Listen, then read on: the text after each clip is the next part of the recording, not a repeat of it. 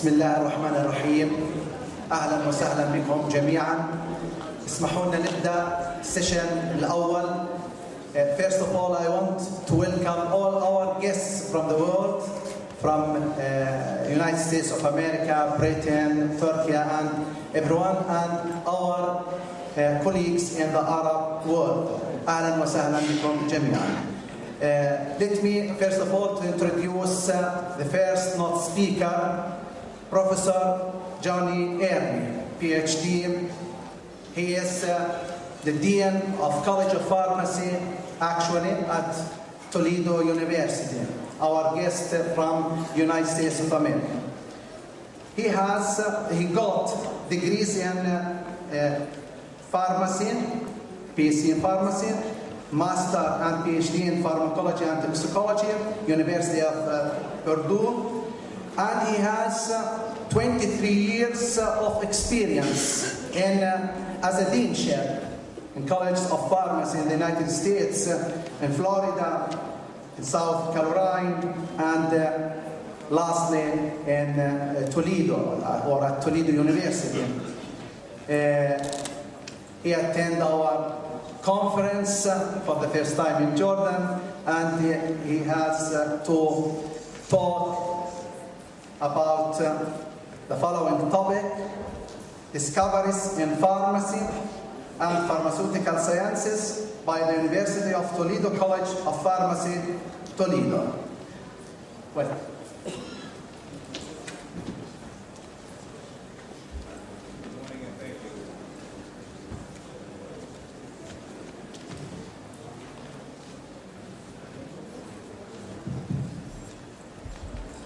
Good morning and thank you. I'm so happy to be here, and I want you to know that this is quite a birthday gift, not for me, for my mother and my mother-in-law, who both celebrate their birthdays between now and the 22nd. And in fact, I wish my mom could see me because I've come a long ways from Macon, Georgia.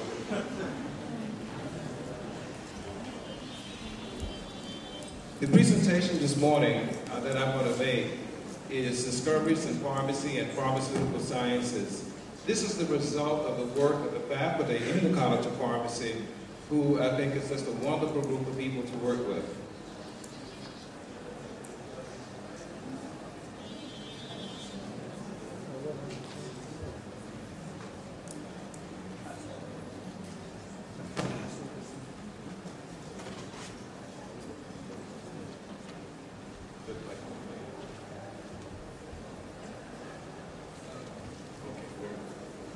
One of the things about the university that I should tell you is that in 2006, the University of Toledo merged with the Medical University of Ohio.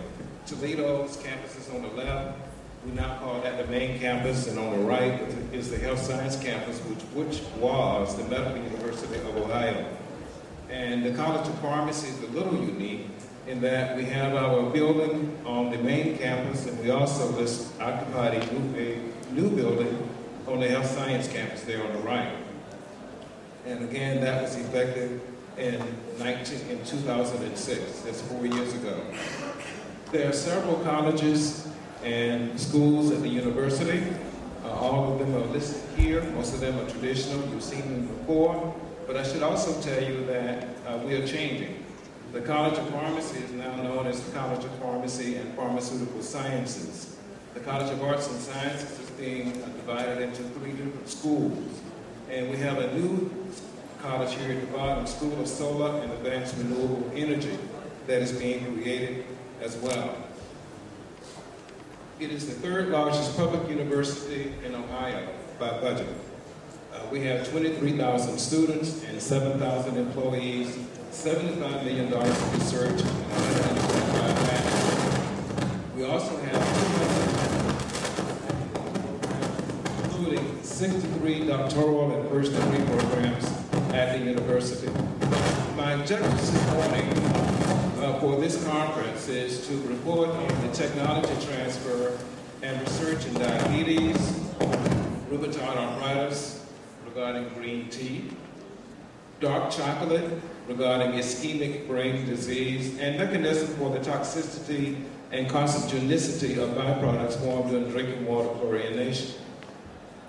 I will also mention ciliary response to blood pressure, nanoparticles, zebrafish neural and behavioral development, 2-deoxyribose oxidation in DNA biomarkers, and I will talk about neuroprotection and drug abuse, antimicrobial stewardship, and muscarinic subtypes in the CNS or central nervous system. I will talk about 2 research centers, the Center for Drug Design and Development and the Pharmaceutical Care Outcomes Research Lab. Of course, the basis for all of this is to invite collaboration with you, my colleagues in pharmacy and pharmaceutical sciences, and to invite you to consider sending your children, nieces or nephews, to the pharmacy camp when they are in their junior year, or between the junior year and senior year in high school. One interesting bit of data regarding the College of Pharmacy relates to the number of invention disclosures per $10 million in research. The period here that we're reporting starts in 2005. All of America during that period, per $10 million in research, there were 4.3 invention disclosures or patents. At the University of Toledo in that period, there was 6.9, and at the UT, or University of Toledo College of Pharmacy, where we had a research award total in that period of 6.3, there were 15.9 invention disclosures. 15.9. So the university was better than the national average, and the College of Pharmacy was twice that of the university average. So we've been doing pretty good with that. And this is a breakdown of the 21 disclosures that we have, showing where they came from. Center for Drug Design and Development, Department of Medicinal Chemistry, Pharmacology, and Pharmacy Practice. As you will see here, most of them, 9, almost half, came out of one department, the Department of Medicinal and Biological Chemistry, which is why I start with mention of the chair of that department, who is Marcia McInerney. Marcia is distinguished by the fact that she is a distinguished university professor. She was just granted that title in 2010, which on our campus is quite an achievement. This is the second one that we've had in our college. And you can see here that her research does involve diabetes. I also want to mention someone else from the department. We call him Teleke. His given full name is Telekarotne. He's in organic synthesis, drug design and development, as well as biosensors. Very interesting work that Teleke is doing. We also have, in the person of Kathy Wall, a person who's interested in myasthenia gravis and myasthenia gravis, and she's also, of course, generally interested in autoimmunity. One of the things that you always want to point out when you go abroad or anywhere is the success you've had in educating people.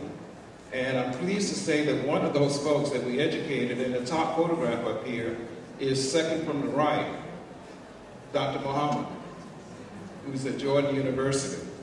He's there with Esther Hossoun, who is third from the right, who actually spoke at this conference in 2008. Salah Ahmed is conducting his work on the potential anti-inflammatory compound ethylgalantin 3-gallate. He's a new hire in the college, and what he has shown using culture synovial fibroblast cells isolated from rheumatoid arthritis patients is that this compound shows certain types of anti-inflammatory qualities. And at the highest dose, in fact, he saw that inflammation all but ceased.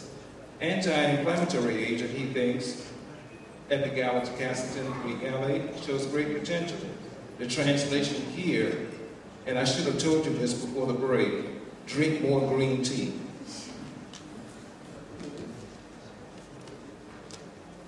The next person who I want to, I'm sorry, for all of them I have their contact information if you're interested in communicating with them. So Hua Shaw is looking at ischemic brain injury using the mouse stroke model. This is very interesting work because it involves chocolate, another food substance, dark chocolate in particular. He's shown that it can help prevent extensive brain injury from a stroke. small amount of epicastogen, a polyphenol antioxidant, 1.5 hours before, 3.5 hours after we induce a stroke, showed that the neurological defects were less pronounced in the mice that had digested the compound compared to mice in the control group. Very excited about this, and the government is too, because they are funding the work.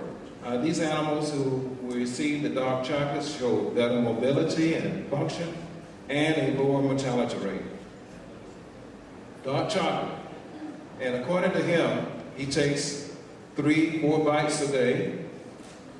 And this is a phenomenon that he says that if the chocolate is bitter, the more bitter the chocolate, the better the effect. He did say that I should tell you, though, this is no reason to eat too much chocolate. He also works generally in ischemic brain injury as it relates to ginkgo biloba, and his work is funded by NIH. Ishtar Hussoon, who I mentioned a few minutes ago and spoke at this conference last time, is looking at the toxicity and carcinogenicity of byproducts formed during drinking water chlorination. She's used both animals and cell cultures in her work, and she's funded mainly by the National Institutes of Health and also the National Institute of Environmental Health Sciences. She has 25 students who have completed their thesis in her lab, a master's degree, since 1995. She's well published, 74 papers, and she this year received the Outstanding University Research Award for her work. Graduate students are listed here who are in our laboratory now, as well as undergraduate students. We love doing both. A very interesting piece of work has come out of the laboratory of Syria Nali. Syria's work is on the response of cilia to changes in blood pressure. This work was published in Circulation in April of last year, and in fact it appeared on the cover of the journal. We're very pleased to see that, and the paper details the way that cilia and polycystin 2 affect the body's reaction to changes in blood pressure. This is a very exciting work, and it was done by this group. Syria Nali is on the left here, and Wissam, who's on the right, second from the end, is the person who actually was lead author on the paper. You can see here that we have a very good group. There are students in here. One is a PhD student. I believe he has an MD, PhD student in this group as well, and the rest are graduate students in the College of Pharmacy. Jerry Nessimone recently joined the college, and he brought to us his interest in nanoparticles, which has, of course, potential applications in several areas as it relates to drug delivery, including targeted cancer chemotherapeutics to the lung, anti-tuberculosis drugs, eucalyptic agents to the lungs, and cystic fibrosis.